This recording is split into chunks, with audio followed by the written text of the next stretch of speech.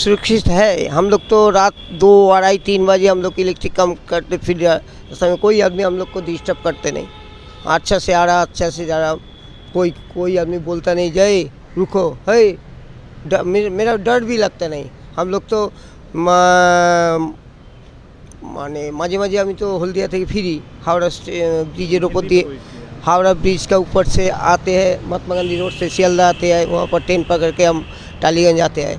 कहाँ पर हम लोग का डर लगता नहीं। ईडी को लेकर बार बार ये सवाल उठाया जाता है कि लोगों में ये नाराज़गी है कि जब भी ईडी और सीबीआई का रेड होता है तो आपने भी जैसा कहा कि उसका रेड अक्सर विपक्ष की कैंडिडेट्स पर रेड होता है और शुभेंद्र अधिकारी जब तक वो तृणमूल कांग्रेस के साथ में रहते हैं तब तक उनको उस नज़र से भारतीय जनता पार्टी नहीं देखती। और आप ही का कहना है कि जब जैसे ही वो भारतीय जनता पार्टी को ज्वाइन कर लेते हैं तो उनका सारा पाप धुल जाता है और वो एक अच्छी छवि के साथ में भारतीय जनता पार्टी के नेता बन जाते हैं। ऐसा क्यों होता है और देश को इसके लिए क्या करना चाहिए? हिंदी में। जितना नेता है, जितना नेत्री है, सबको लिए समान अधिकार है। इसलिए हम बोल रहा हूँ जो आइन सबको लिए, कोई आदमी को लिए जो पैसा वाला आदमी रहेगा तो उसका साथ आइन अलग होगा और जो पैसा रहेगा नहीं उसका आइन दूसरा होगा। ये होना नहीं चाहिए। आइन तो है तो सबको लिए एक आइन चलना चाहिए। हम ये भी बोलते हैं मोदी जी को आइन भी जो एक होगा, दूसरा जो राजनीतिक दल है उनका भी आइन एक होगा, साधारण पब्लिक को लिए आइन भी एक होगा। सब आदमी को पैसा रहने से वो उससे अलग बात, और हमको पैसा नहीं है हम जेल पर चला जाएंगे, ऐसे ठीक होता नहीं। ज़्यादा मोदी जी तो कहते हैं सबका साथ सबका विकास। जब भी वो टीवी पर आते हैं और जब भी वो लोग को संबोधित करते हैं वो सबका साथ सबका विकास की बात करते हैं। तो क्या ज़मीन पर ये हकीकत तौर पर ये चीज़ उतर पाता है या ये अलग हो जाता? वो लोग सच बात बोलता नहीं, बहुत झूठा बात बोल रहा। मोदी जी बहुत झूठा बात बोला। मोदी जी लॉकडाउन के लिए बोला जो सब आदमी को पास 5,000 रुपया करके हम देते हैं सब आदमी को बैंक का अकाउंट में। कोई आदमी मिला, हम लोग को मिला नहीं, बहुत लोग का आदमी को मिला। 15 लाख की बात कर रहे हैं आप जो अकाउंट में देने की बात? ना उन्हीं वही उसी टाइम में उन्हीं वो भी बोला 5,000 रुपया करके महीना पर मिलेगा। हाँ वो जो पीरियड थे कोरोना से उनको हम लोग का तो मिला नहीं, बहुत आदमी को मिला नहीं, 100 से 95 आदमी को मिला नहीं। तब ममता जी जो वादा करती हैं, ममता जी आप बंगाल के रहने वाले हैं, ममता जी की तरफ से जो वादे आते हैं उसे वो क्या पूरा होता है आपके स्टेट में? आपने देखा है? हाँ, जो देखा विधवा भाता, जिसको स्वामी पोती मर जाता है वो भी विधवा भाता मिलता है। जो सोम कार्ड का पैसा भी मिलता है। जो स्टूडेंट जो स्कूल में पढ़ना लिखता है, कॉलेज में पढ़ना लिखता है, उसी को लिए पैसा दिया था। बहुत उम्र जिसका ज़्यादा उम्र है उसको लिए। दादा सेंट्रल की तरफ से भी तो बहुत सारा अभियान चलाया जाता है जिसका मार्केटिंग भी किया जाता है। आप जब आप जाते हैं मेट्रो में, जब आप ट्रेन में सफ़र करते हैं, आप देखते हैं सारा कुछ ऐड होता है। मुद्रा लोन है, कई सारा योजना है जो भारतीय जनता पार्टी की तरफ से और सेंट्रल गवर्नमेंट की तरफ से चलाया जाता है। उनका लाभ आपको कौन पहुँचाएगा? क्या आप अपने काउंसलर या अपने एमएलए के पास में जाते हैं उन सुविधा के बारे में जानकारी लेने के लिए कि किस तरह का वो सुविधा आप प्राप्त कर पाएंगे? अभी तो मिला नहीं, कहाँ पर कोई पर देखा नहीं। जब कोई काउंसलर ऑफिस में गया था, कोई काउंसलर ऑफिस में कोई आदमी बोला जो मोदी जी ऐसे देता है वैसे देता है, कुछ नहीं। जो राशन कार्ड के लिए है, जो ASPHH PHH AOI जो कार्ड है सेंट्रल को, वो कार्ड तो बंगाल में देता नहीं। बंगाल में देता है जो ग्राम है, कलकत्ता में देता नहीं। कलकत्ता में देता है RK1 RK2। इसका जिम्मेदार आप किसे मानते हैं? इसका जिम्मेदार सेंट्रल गवर्नमेंट है या ममता जी का जो विधायक यहाँ पर चला रहे हैं अपने अपने क्षेत्रों को, वो जिम्मेदार है या सेंट्रल जिम्मेदार है? जब आपको सेंट्रल का कोई बेनिफिट नहीं मिल पाता है तो इसका जिम्मेदार कौन है? राशन को लिए तो सेंट्रल तो देते हैं। सेंट्रल जो देते हैं हमको लिए एक दुकानदार का 100 बस्ता चाहिए तो दुकान पर काट के सेंट्रल गवर्नमेंट दे रहा 80 क्विंटल। 100 क्विंटल चाहिए तो 80 क्विंटल दे रहा। कैसे दुकानदार देना सकते हैं हर आदमी को? एक दुकान पर कार्ड है 20,000, वो लोग देने नहीं सकते। तब पब्लिक नहीं मिलेगा तो बोलता है जो वो लोग चोरी कर लिया। दुकानदार कैसे चोरी करेगा? ऑफिस गवर्नमेंट ठीक से माल नहीं देगा तो ऑफिस में कैसे तब इसलिए जो अभी माल दे रहा बंगाल में जो गाड़ी आते हैं गाड़ी का माल देता है खलासी माल पुलिस वहाँ जाके पैसा लेते हैं पैसा दो नहीं केस करेगा से अभी तो आगाड़ी जो था FCI food corporation of India था वहाँ पर हम लोग देखा नहीं जे पुलिस पैसा लिया बा पुलिस को पैसा देने होगा अभी बोला जे नहीं देने होगा सेंट्रल बंगाल के माल दे रहा बंगाल के पुलिस पे भी पैसा ले रहा किसी लिए हम तो देखा नहीं कहाँ पर अब पुलिस के बोलता है वो लोग बाहर से आ रहा गांव का माने डिस्ट्रिक्ट 24 परगना से वो लोग आ रहा दक्षिण 24 परगना वो लोग को ऐसा बात बोल रहा वो लोग भी डर लगता है वो लोग बोलता है हम किसी जगह में जाके सर्जन साहब को बोल रहा जे छोड़िए हम लोग का दुकान का माल हम लोग का पब्लिक को माल बोला नहीं केस होगा ऐसा भी जोर जुलूम भी होता है सब जगह कलकत्ता में भी बंगाल में होता है दूसरा जगह में होता है अब कलकत्ता में हम लोग शांति से रह नहीं सकते देख रहा तो बंगाल के बारे में अभी ये भी कई जगह प्रचार किया जा रहा है कि बंगाल में असुरक्षा बहुत है बहुत क्या बंगाल में असुरक्षा है क्या यहाँ के लोग सुरक्षित नहीं है सुरक्षित है हम लोग तो रात 2 2:30 3 बजे हम लोग इलेक्ट्रिक कम करते फिर रास्ते में कोई आदमी हम लोग को डिस्टर्ब करते नहीं अच्छा से आ रहा अच्छा से जा रहा कोई आदमी बोलता नहीं जय रुको है मेरा डर भी लगता नहीं हम लोग तो माने माझे माझे আমি तो हल्दिया থেকে ফিরি हावड़ा ब्रिजेर ऊपर दिए हावड़ा ब्रिज का ऊपर से आते हैं महात्मा गांधी रोड से सियालदा आते हैं वहाँ पर ट्रेन पकड़ के हम टालीगंज आते हैं कहाँ पर हम लोग का डर लगता नहीं तो ये असुरक्षा की जो बात कही जाती है वो भेदभाव और भेदभाव की भी जो बात की जाती है वो खास करके बंगाल में वो नज़र नहीं आता ये झूठा भ्रम है जो फैलाया जा रहा है दादा एक और आप वीडियो को मैं क्लोज करने वाला हूँ एक और सवाल मैं आपसे लेना बोलिए 2024 লোকসভাতে আপনার মোটামুটি সংঘবদ্ধভাবে না হলে আমাদের সেন্ট্রাল থেকে মোদিকে সরানো যাবে না সমস্ত দলকে একত্রভাবে হতে হবে হয়ে তবেই মোদিকে সরানো যাবে আর বেঙ্গলে যেরকম দিদি আছে দিদিই থাকবে কারণ দিদি যা জনগণের স্বার্থে কাজ করে এসছে বামফ্রন্ট 34 বছর ক্ষমতায় থেকে জনগণের স্বার্থে কিছুই কাজ করেনি বা যুক্তফ্রন্ট সরকারের আমল থেকে এই অবধি দেখে যাচ্ছি আমার বয়স বর্তমানে 60 বছর এই বয়স অনুসারে দেখে যাচ্ছি যে আমাদের সরকার জনগণের চিন্তা করে না সরকার চিন্তা করে কে কার গদি রাখবে যে যার আঁখড় বাঁচাবার জন্য যে কে বড় মানে বর্তমানে আমরা সবাই রাজা আমাদের এই রাজার রাজত্বে সেইভাবেই চলছে আর এইভাবেই চলতে থাকবে জবা খিচুড়ি মোদি সরে গেলে জবা খিচুড়ি সরকারই আসবে কিন্তু সেন্ট্রালে একত্রভাবে কেউ গঠিত হতে পারবে না आपने कहा कि ये जो संगठन है संगठन के बारे में आपने बताया कि बड़ा संगठन आने के बाद ही ये मुमकिन हो सकता है कि मोदी जी को हराया जा सके लेकिन मैं सवाल ये उठता है कि अभी आपने देखा होगा 5 राज्यों का जो रिज़ल्ट आया जहाँ पर मध्य प्रदेश में और इसमें छत्तीसगढ़ में सब जगह में जो रिज़ल्ट आया है वो संगठन रहने के बाद भी ठीक है हालांकि कांग्रेस वहाँ पर अकेली इलेक्शन लड़ी है लेकिन जो रिज़ल्ट आया है उसको देखते हुए आपको नहीं लगता है कि विपक्ष का मनोबल और कम हो जाना चाहिए मोदी के प्रति ব্যাপার হচ্ছে বর্তমানে জনগণ হচ্ছে সুবিধাবাদী আমরা পাবলিক হচ্ছে সুবিধাবাদী সেন্ট্রালে মোদি সরকার কিছু জনগণকে সুযোগ সুবিধা দিয়েছে সেই সুযোগের স্বার্থে জনগণ ভোট দিচ্ছে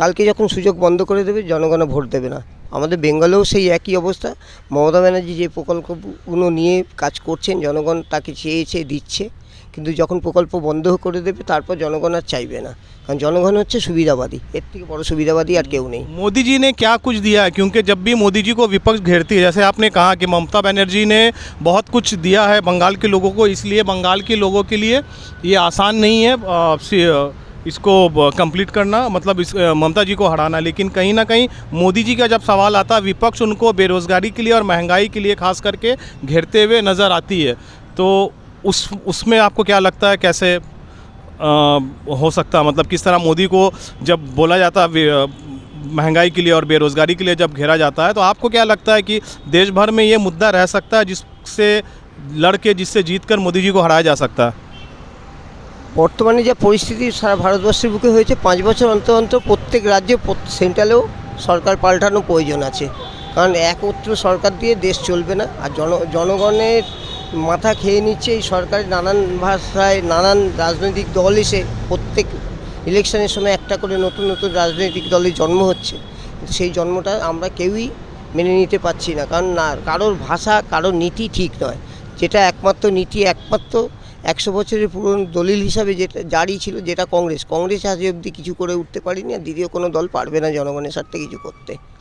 आपको क्या लगता है विपक्ष की पार्टी में ये जो विपक्ष जो अभी खड़ा है मोदी जी के साथ खिलाफ में, उसमें कई सारे नाम हैं, किसको आप देखते हैं प्रधानमंत्री के दावेदार के रूप में, जहां पर अरविंद केजरीवाल है, ममता जी है, राहुल गांधी है, नीतीश कुमार है, ठीक है, इन सब को देखते हुए किसे लगता है कि जो वो प्रधानमंत्री का दावेदार हो सकता है मोदी जी के अगेंस्ट?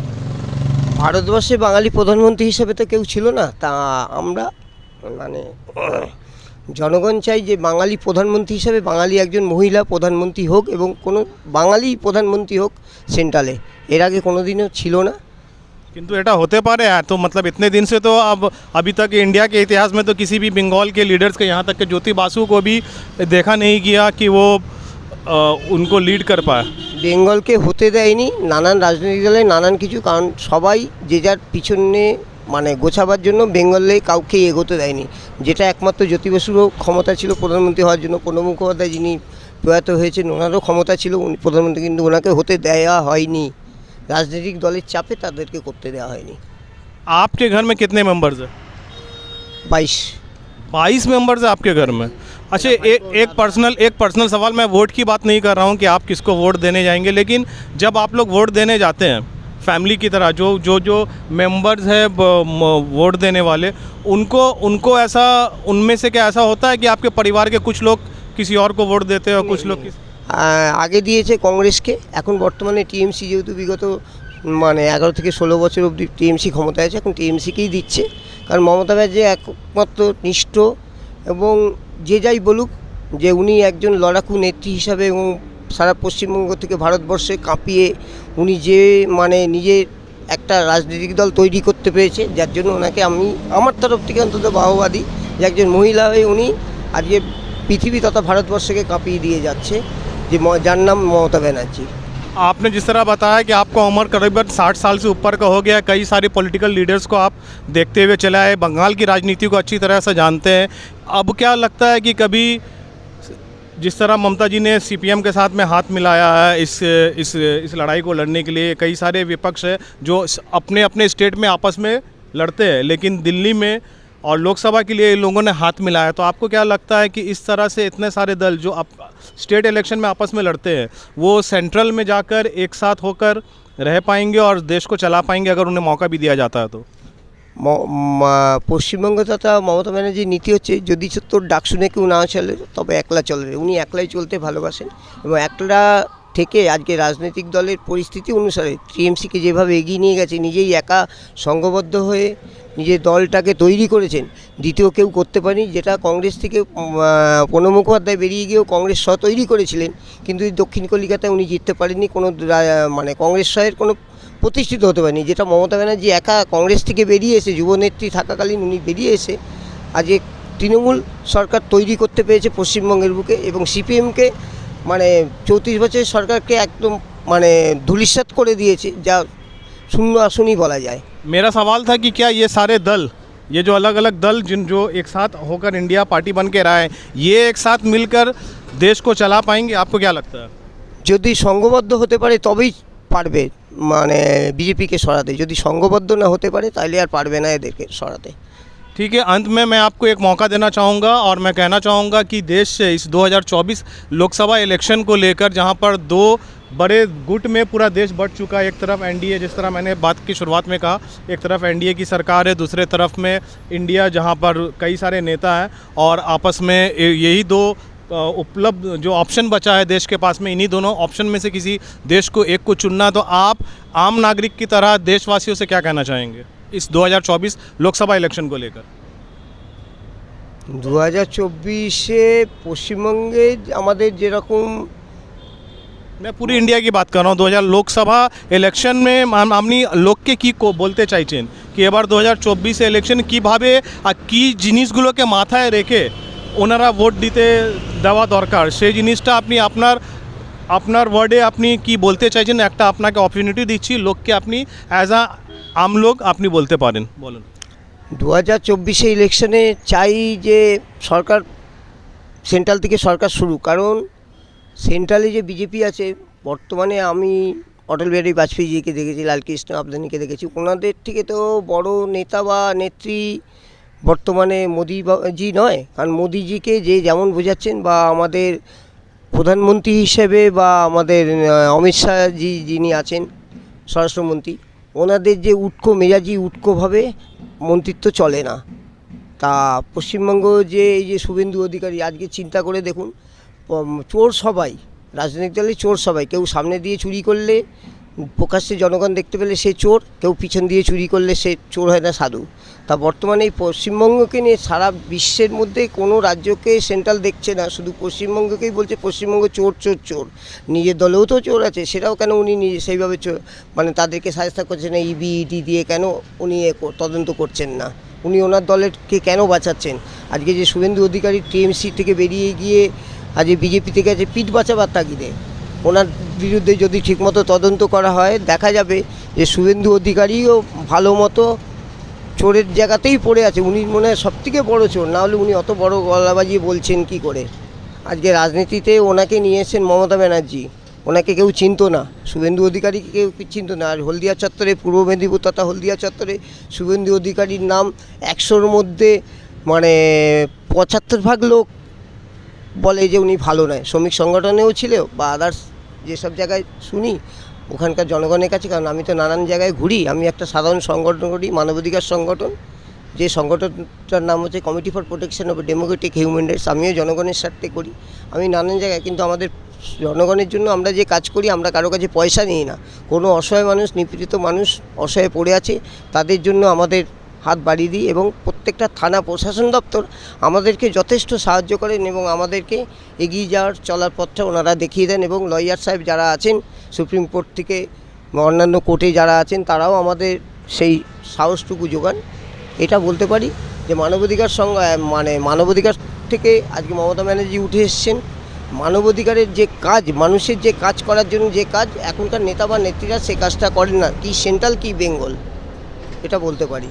जो ये सच है कि कई सारे रिपोर्ट्स में जब भी हम लोगों ने देखा है 2024 लोकसभा इलेक्शन के जब भी लोगों से बात की, कहीं ना कहीं ये बताया, लोगों ने ये सवाल ज़रूर पूछा है जो सवाल आपने बताया है कि जब भी ईडी और सीबीआई का रेट होता है वो विपक्ष के नेताओं पर रेट होता है। यही आपका भी कहना था कि क्यों भारतीय जनता पार्टी के नेताओं पर ये रेट नहीं होता। इसको लेकर लोगों में एक दुविधा है कि क्यों, मतलब भारतीय जनता पार्टी की खुद के पार्टियों के किसी नेता पर वो रेट नहीं होता।